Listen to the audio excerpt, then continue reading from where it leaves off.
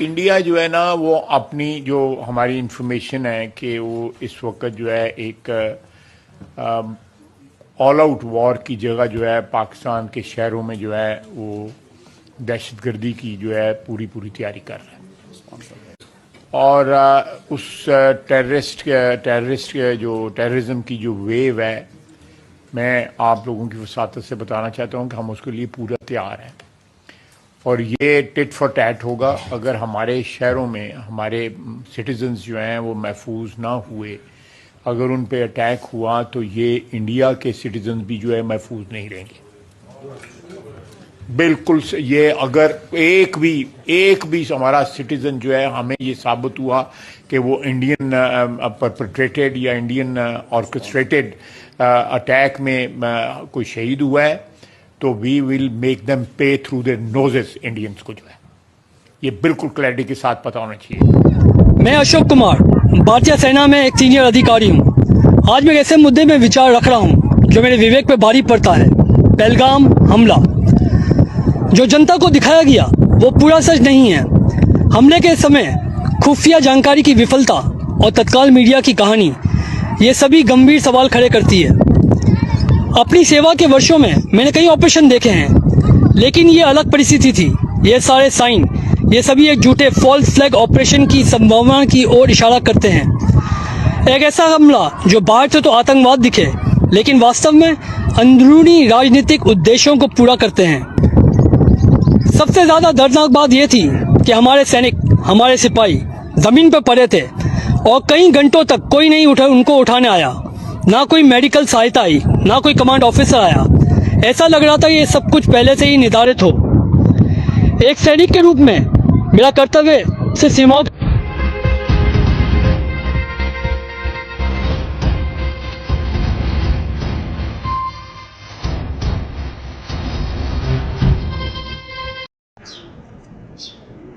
بسم اللہ الرحمن الرحیم۔ بین کابل دیکھنے سننے سمجھنے والے تمام دوستوں، چھوٹے بڑوں، بہنوں بھائیوں، بزرگوں کو عدیل مرزا کا سلام۔ آج کی ہماری گفتگو کا موضوع ہے ثانیہ پہلگام۔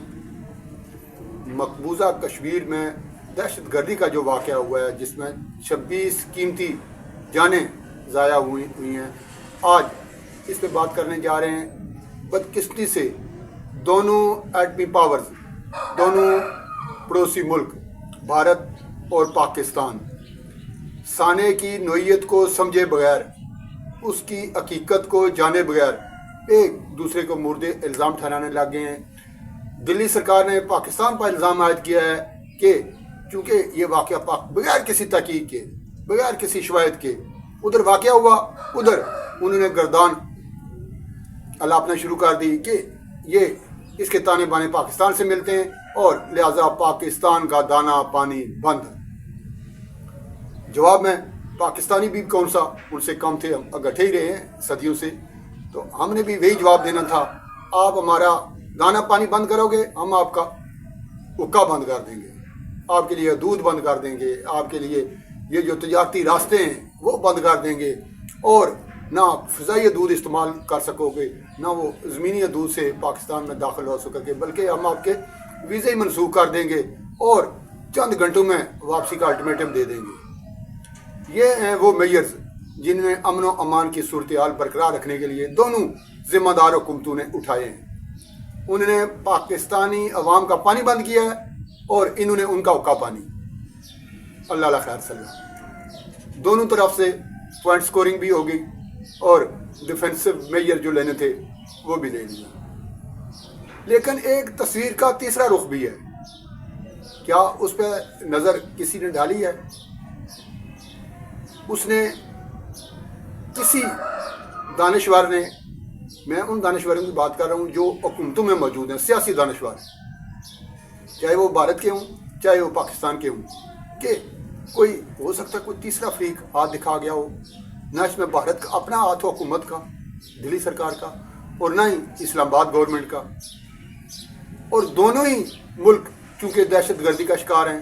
پاکستان ذرا زیادہ ہے کیونکہ ہمارے دو ماشاءاللہ پڑوسی ایسے ملک ہیں جہاں پہ دہشت گردی پنپتی ہے، وہاں پہ اب نہ صرف وہ پھل پھول رہی ہے بلکہ وہ تناور درخت بن چکی ہے۔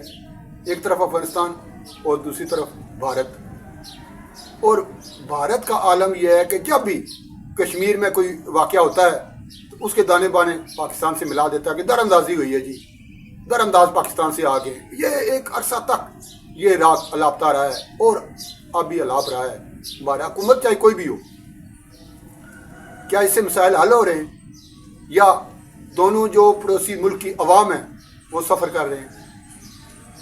ان کی بلا سے جو ہمارے سیاستدان ہیں, چاہے وہ بھارت کے ہیں چاہے وہ پاکستان کے ہیں, انہیں سب سے زیادہ جو عزیز چیز ہے وہ ان کی اپنی سیاست ہے. نہ ملکوں کو نہ دوسری چیزیں. یہی وجہ ہے کہ پوری دنیا بہت آگے بڑھ رہی ہے, ترقی کر رہی ہے. زیادہ دور نہ جائیں, اپنے پڑوس پہ ہی چلے جائیں. چین کو آپ دیکھ لیں, انہوں نے اپنے لیے کیا ٹارگٹس, اب کیا گول اپنے لیے انہوں نے رکھے ہوئے ہیں جو انہوں نے اچیو کرنے ہیں. کون سے اہداف انہوں نے اپنے لیے مقرر کیے ہوئے ہیں جس کے لیے وہ بھاگ رہے ہیں, دن رات کوشش کر رہے ہیں. امریکہ کو دیکھیں, ڈونلڈ ٹرمپ نے آتے ہی کیا رات الاپنے شروع کیے ہیں, کیا کام کرنے شروع کیے ہیں, دنیا میں امن اور اپنے ملک کو اوپر اٹھانا. اور ہم پڑوسی ملک جو ایک دوسرے سے جدا ہوئے تھے 70-75 سال پہلے, ہم نے کیا میئرز لیے ان 70-75 سالوں میں اور اقوام عالم سے کیا سبق سیکھا. پاکستان میں کوئی واقعہ پیش آتا ہے جو ہی تو ہم مورد الزام راہ کو ٹھہراتے ہیں, اور بھارت میں جب کوئی واقعہ ہوتا ہے تو اس کی انگلیاں پاکستان کی جانب ہوتے ہیں. کیا اس سے مسائل حل ہوئے ہیں یا بڑے ہیں؟ یہاں رک کے تھوڑا سا یہ سوچنا پڑے گا. لیکن ہم آتے ہیں فوری طور پر سانحہ پہلگام کی طرف, اس میں 26 قیمتی جانیں گئیں. سب سے پہلے دیکھنا یہ ہے کہ اس کی مذمت کس کس نے کی ہے. کیا پاکستان نے اس کی مذمت کی ہے؟ تو جواب ہے جی ہاں. وزیر اعظم پاکستان شہباز شریف نے سب سے پہلے اس واقعے کی مذمت کی ہے اور جو قیمتی جانیں گئی ہیں ان کے لواحقین سے ہمدردی کا اظہار کیا ہے. اس کی وجہ یہ ہے کہ پاکستان خود بھی دہشت گردی کا شکار ہے, اور حال ہی میں ایسا ہی واقعہ کوئٹہ کے قریب ایک پیش آیا تھا جس میں پوری ٹرین اغوا کر کے اتنے ہی لوگ تقریباً مار دیے گئے تھے. اس میں بھارت نے مذمت نہیں کی تھی, اور امریکہ نے بھی وہ گونگلوں سے جیسی مٹی جھاڑنے نے وہ جھاڑی تھی. لیکن بھارت میں جب واقعہ آیا تو سب سے پہلے ٹرمپ نے کہا جی ہم دہشت گردی ہوگی, ہم آپ کے ساتھ کھڑے ہیں. ٹھیک ہے, کریں, غلط واقعہ ہے, دہشت گردی ہے. دہشت گردی کی مذمت کرنی چاہیے چاہے جہاں بھی ہو, جس بھی خطے میں ہو. لیکن کیا اس ایسے واقعات کو آڑ بنا کر اپنی پوائنٹ سکورنگ جو کہ پولیٹیکل پوائنٹ سکورنگ ہے وہ کرنا جائز ہے؟ خاص کر ایسے دو ممالک کے لیے جو کہ ایٹمی پاور ہیں اور جنگ کے دانے پہ کھڑے ہیں, اور ایک بٹن دبانے سے سینکڑوں نہیں, لاکھوں نہیں, کروڑوں نہیں, اربوں جانیں ضائع ہو سکتی ہیں اور کھربوں کا نقصان ہو سکتا ہے. ایسی دو جو پڑوسی قوتیں ہیں ان کے جو ڈائلاگ ہیں سیاستدانوں کے وہ سننے لائق ہیں.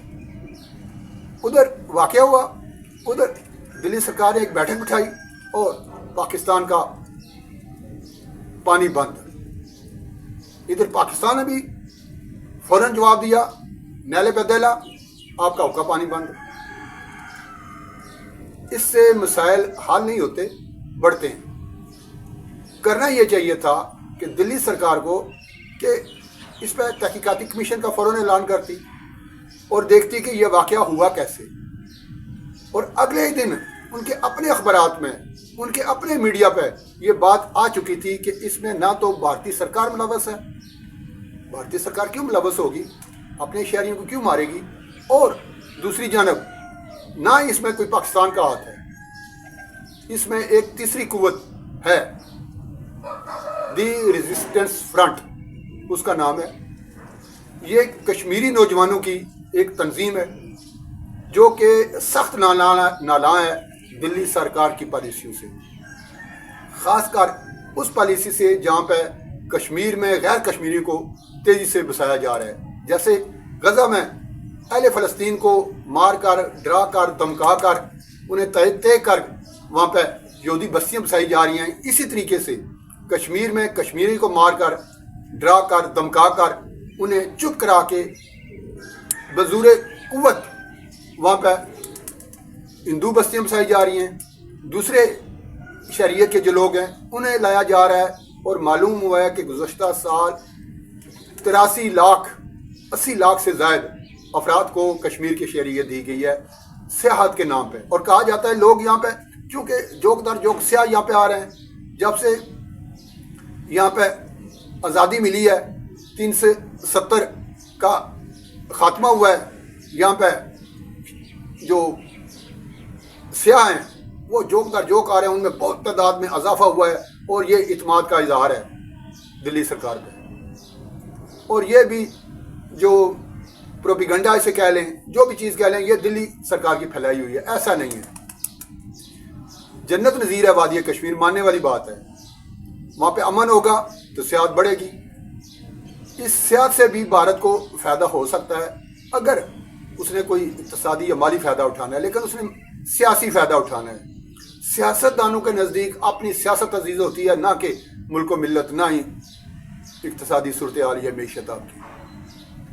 اس واقعے سے بھی جو دلی سرکار ہے وہ سیاسی فائدہ اٹھانا چاہتی ہے، اور جس کا میں نے ذکر کیا دی ریزسٹنس فرنٹ، جو کہ کشمیری نوجوانوں کی تنظیم ہے، اس کی طرف ایک اشارہ بھی نہیں کرے گی دلی سرکار۔ کیوں؟ وہ فرنٹ بنی دلی سرکار کے یہ جو وہاں پہ قبضے ہیں، ان کی غلط پالیسیاں ہیں، ان غلط پالیسیوں کو روکنے کے لیے۔ یہ تاریخ میں پہلی دفعہ ہوا ہے کہ کشمیر کا بچہ چاہے کوئی سیاسی جماعت ہے، چاہے وہ متحارب ہیں آپس میں، ایک دوسرے کا مخالف ہیں، چاہے وہ کسی بھی شعبے سے تعلق رکھتے ہیں، ایک پوائنٹ پہ سارے متحد ہیں کہ دلی سرکار کی جو کشمیر کے حوالے سے پالیسی ہے وہ غلط ہے۔ یہ جو غیر کشمیری وہاں پہ بسانے کی کوشش کی جا رہی ہے، یہ اس کا ریزسٹنس ہے، یہ اس کا رد عمل تھا جو یہاں پہ ہوا ہے۔ آج تحقیق ہو غیر جانبدارانہ طریقے سے، کل ہو، جب بھی ہوگی آپ کو پتہ لگے گا کہ یہ کیا درہ جو ہے وہ کشمیریوں کا ہے۔ اور یہ جو کہا جا رہا ہے کہ اس میں شناختی کارڈ دیکھ کر ہندوؤں کو مارا گیا ہے، یہ بھی بات غلط ہے۔ اس میں ایک روتی ہوئی ماں نظر آ رہی ہے جو کہ کشمیری ہے، مسلمان ہے، اس کا بیٹا وہاں پہ مارا گیا ہے، وہاں پہ گھوڑے اور خچر وہ سیوں کو فراہم کیا کرتا تھا، یہ مسلمان ہے۔ اور ایک وہاں پہ ویڈیو وائرل ہو رہی ہے جس میں یہ کہا گیا ہے کہ مجھے بھی مار دو، ایک خاتون کہہ رہی ہے میرے بیٹے کو بھی مار دو کیونکہ میرا شوہر آپ نے مار دیا ہے۔ تو اس کو کہا جا رہا ہے کہ نہیں، آپ کو نہیں ماریں گے، آپ جا کر مودی کو بتاؤ، وزیر اعظم مودی کو جا کر بتاؤ۔ اس کا مطلب یہ ہے کہ وہ وہاں پہ کہ جو مقامی لوگ ہیں، جو نوجوان ہیں، جو انتہا پسندی کی جانب جا رہے ہیں، جو مشتعل ہیں، وہ اپنی بڑھاس جس طریقے سے نکال رہے ہیں دلی سرکار کی غلط پالیسی کی وجہ سے، یہ جو واقعات پہلگام ہوا ہے یہ بھی اسی دلی سرکار کی جو غلط پالیسیاں ہیں ان کا نتیجہ ہے۔